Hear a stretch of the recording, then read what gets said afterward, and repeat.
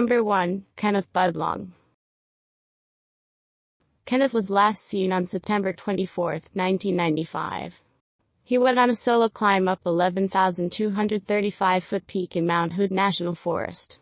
When he didn't call home the next afternoon, his family became concerned. A search was launched on September 26, and search teams found Kenneth's tent near the McNeil Point shelter, at the 7,000-foot level. Inside was a backpack, a sleeping bag, a climbing book and a Bible. There was no sign of Kenneth. The search efforts were hampered by freezing rain and high winds. Kenneth is a very experienced climber. He climbed Mount Hood 22 times, and even survived an avalanche a few years before his disappearance. He was well equipped with food and survival gear when he went missing, including a space blanket, warm clothing, crampons and an ice axe. He didn't have his helmet, however. Authorities believe Kenneth suffered an accident on the mountain, possibly on the Reed Glacier, but his body has never been recovered. After 25 years, his case remains unsolved. Number 2. Mitchell Stelling. Mitchell was last seen at Mesa Verde National Park in Colorado on June 9, 2013. He'd gone there with his wife and parents. Mitchell said he was going to hike to the Spruce Tree House ruin, and left at 4:30 p.m.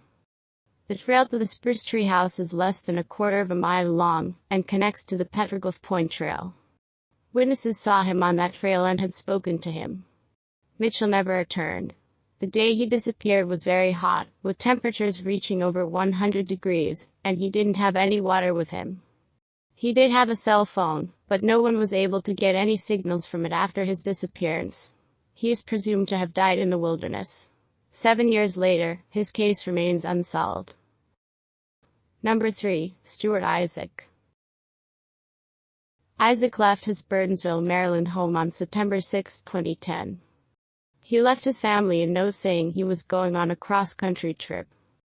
On September 26, his black 2009 Lexus was found abandoned at Creed Pass, Yellowstone National Park in Wyoming. The car was unlocked with the keys still in it.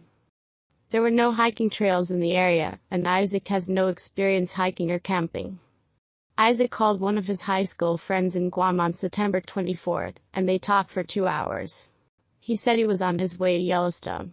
His friend stated they rarely spoke on the phone, and Isaac usually kept in touch through email and text messaging. Isaac's friend in Guam is the last person known to have heard from him. An extensive search of the park turned up no sign of Isaac, and the circumstances of his disappearance are unclear. After 10 years, his case remains unsolved. Number 4. Robert Bobo. Robert was camping in a remote area in the Rogue River National Forest in Oregon in October 1998. A female friend dropped him off at his campsite in the Woodruff Meadows area on October 2, 1998. Bobo was last seen at approximately 9 p.m. by 2 hunters in the area. One of his friends arrived the following morning for the opening of hunting season, and discovered he was gone. Robert left behind all of his belongings, including his favorite baseball cap, 2 rifles, all his clothes and all his camping gear. He is not believed to have had any money with him at the time of his disappearance. Numerous searches were conducted of the area around Robert's campsite, but no evidence was uncovered. Authorities stated there were no indications of foul play, but they do not believe Robert left of his own account. They believe he may have been scouting another campsite and become injured or had a medical emergency, and was unable to get back to his own camp. Robert's relatives fear he met with foul play. His brother stated he never went anywhere without wearing his baseball cap, and would not have voluntarily left it behind at the campsite. After 22 years, his case remains unsolved. Number 5. Christopher Harvey. Christopher and his family were staying at their summer trailer home in Colorado in July 1984. The residence was located in a mobile home park on the edge of the San Juan National Forest. Christopher visited a neighbor's trailer on July 11, 1984, and spoke to him about a band camp he planned to attend later that summer. He left his friend's house at approximately 3:30 p.m. He disappeared when he went to go walk his dog. The dog came back home, but no sign of Christopher. Authorities initially believed he had gone for a hike and gotten lost. They stated he is an excellent backpacker, but did not have the necessary supplies for an extended time in the forest. An extensive search of the surrounding area turned up no sign of him, and investigators concluded he was almost certainly not in the county.